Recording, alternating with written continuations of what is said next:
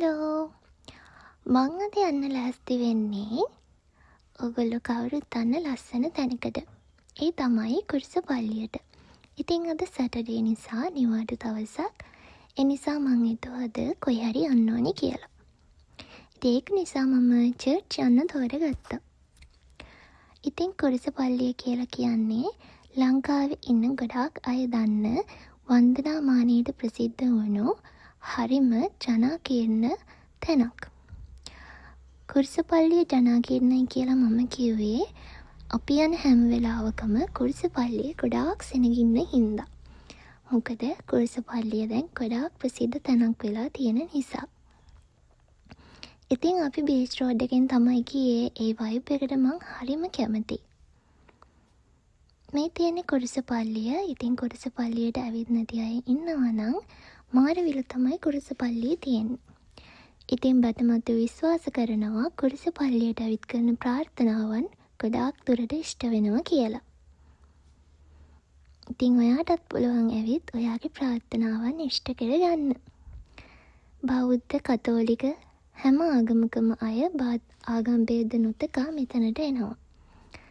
ඉතින් ඊට පස්සේ මම යන්න හිතුවා තවත් ලස්සන පල්ලියකට. ඒ තමයි වෙන්නාපුවේ තියෙන කුරුසගහ තොටුපොළ පල්ලියට. මේ කුරුසගහ තොටුපොළ පල්ලිය තියෙන්නේ වෙන්නාපුවේ. ඉතින් මේ පල්ලියේ විශේෂත්වය තමයි ජුසේවාස් පියතුමා ලංකාවට ආපු කාලේ වැඩවසපු ස්ථානවල එතුමා පැමිණි බවට සාක්ෂි සඳහන් කරලා තියෙනවා. ඒ වගේ ජුසේවාස් පියතුමා ආවයි කියලා සාක්ෂි තියපු එක තැනක් තමයි මේ කුරුසගහ තොටුපොළ කියලා කියන්නේ. ඉතින් පසු කාලේන ඒ සාක්ෂි අරමුණු කරගෙන මෙතන පල්ලියක් ඉදි කරලා තියෙනවා. ඉතින් මෙතන පරිසරය හරිම ලස්සනයි. හරිම ගාම් නිස්කලංක වයිබ් එකක් තමයි තියෙන්නේ. එහා පැත්තේ වැව තියෙනවා.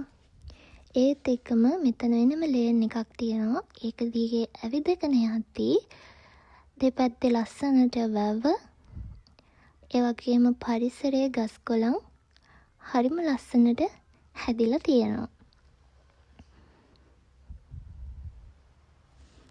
ඉතින් මේ පාරේ පල්ලියට එන බැතිමතුන් පල්ලියට යාඥා කරලා මේ පාර දිගේ ඇවිදගෙන කුරුසිය හොයාගෙන යනවා. ඉතින් මේ පාර කෙළවරේ, ඒ කියන්නේ අවසානයේදී තමයි කුරුසිය හම්බ වෙන්නේ.